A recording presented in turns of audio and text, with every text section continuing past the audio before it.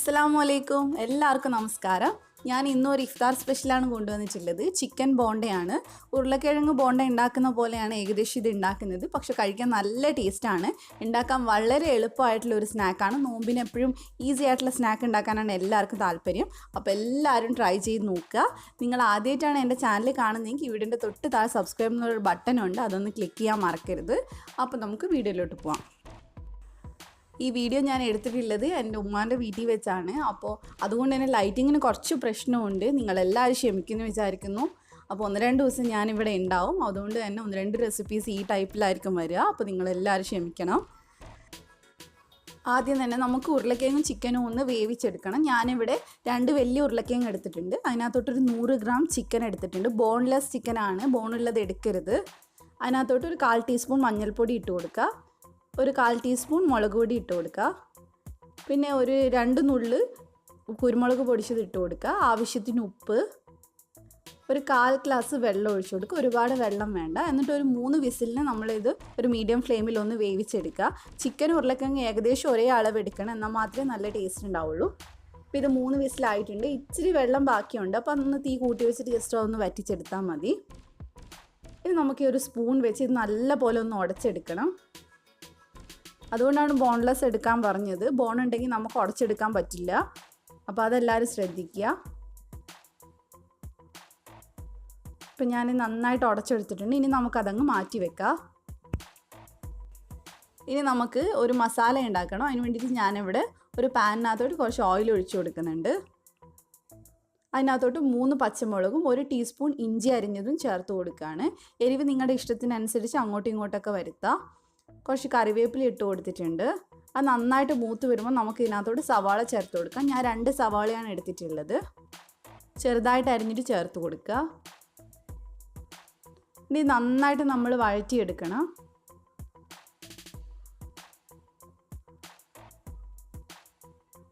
ഇതിനകത്ത് കുറച്ച് ഉപ്പിട്ട് കൊടുക്കുക. അപ്പോൾ നമുക്ക് പെട്ടെന്ന് വഴറ്റിയെടുക്കാൻ പറ്റും.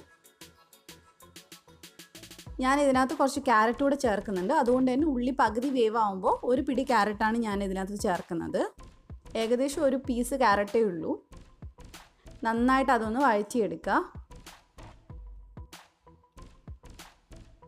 ഇപ്പോൾ ഇത് നന്നായിട്ട് വഴറ്റി വന്നിട്ടുണ്ട്. ഇനി ഇതിനകത്തോട്ട് 1/2 ടീസ്പൂൺ ഗരം മസാല ചേർത്ത് കൊടുക്കുക. നന്നായിട്ട് അതൊന്ന് നമുക്ക് മൂപ്പിച്ചെടുക്കണം. ഇതിൽ നമ്മൾ വേറെ സ്പൈസസ് ഒന്നും അധികം ചേർക്കുന്നില്ല. ഇനി ഇതിനകത്തോട്ട് നമ്മൾ ഉടച്ച് വെച്ചിട്ടുള്ള ഉരുളക്കിഴങ്ങും ചിക്കനും ചേർത്ത് കൊടുക്കുക.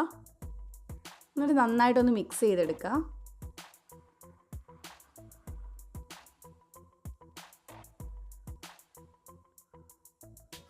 നല്ല പോലെ ഒന്ന് മിക്സായി കിട്ടണം നമ്മുടെ ഈ ഉള്ളിയും ക്യാരറ്റും ഒക്കെ കൂടെ. നിങ്ങൾക്ക് വേണേൽ ഇതിൻ്റെ കൂടെ ക്യാപ്സിക്കം എടുക്കാം, ക്യാബേജ് എടുക്കാം. അതൊക്കെ നിങ്ങളുടെ ഇഷ്ടത്തിനനുസരിച്ച് മാറ്റം വരുത്താം. ആവശ്യത്തിന് കുറച്ചുകൂടി ഉപ്പ് ഇട്ട് കൊടുത്തിട്ടുണ്ട്. നന്നായിട്ട് ഒന്ന് മിക്സ് ചെയ്തെടുക്കുക. ഇനി ഇതിനകത്തോട്ട് നമുക്ക് മല്ലിയില ചേർത്ത് കൊടുക്കുക. നന്നായിട്ടൊന്ന് മിക്സ് ചെയ്തെടുക്കുക. നമ്മുടെ മസാല ഇവിടെ റെഡി ആയിട്ടുണ്ട്. ഇത്രയേ ഉള്ളൂ. ഇനി അതൊന്ന് ചൂടാറാൻ വേണ്ടി വെക്കാം നമുക്ക്. അത് ചൂടാറുമ്പോഴേക്ക് നമുക്ക് ഇതിന് വേണ്ടിയിട്ടുള്ള ഒരു ബാറ്റർ ഉണ്ടാക്കണം. ഞാൻ ഇവിടെ 1 കപ്പ് മൈദ ചേർത്തിട്ടുണ്ട്. ആവശ്യത്തിന് ഉപ്പ്, ഒരു 1/4 ടീസ്പൂൺ മുളക് പൊടി ചേർത്ത് കൊടുക്കുക. ഒരു 1/4 ടീസ്പൂൺ മഞ്ഞൾപ്പൊടി ചേർത്ത് കൊടുക്കുക. കുറച്ചായിട്ട് വെള്ളം ഒഴിച്ചിട്ട് ഇതൊരു തിക്കായിട്ടുള്ള ഒരു ബാറ്ററാക്കി മാറ്റണം.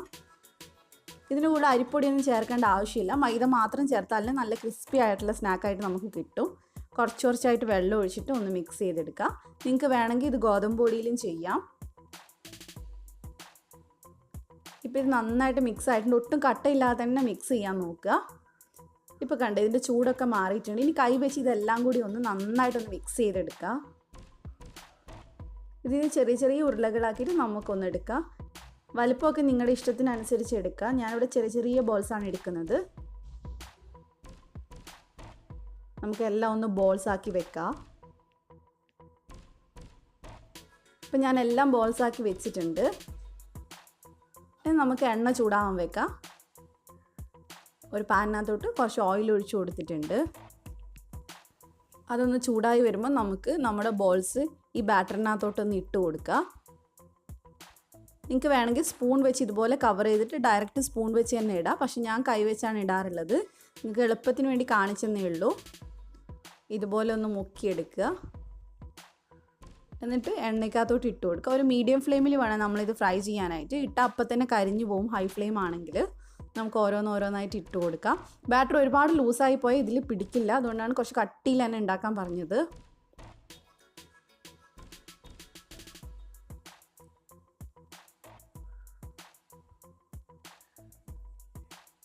ഒരു മിനിറ്റ് കഴിയുമ്പോൾ നമുക്കിതൊന്ന് ഇളക്കിയിട്ട് കൊടുക്കാം. ചിലപ്പോൾ താഴെയൊക്കെ ഒന്ന് അടുക്കി പിടിക്കാൻ ചാൻസ് ഉണ്ട്.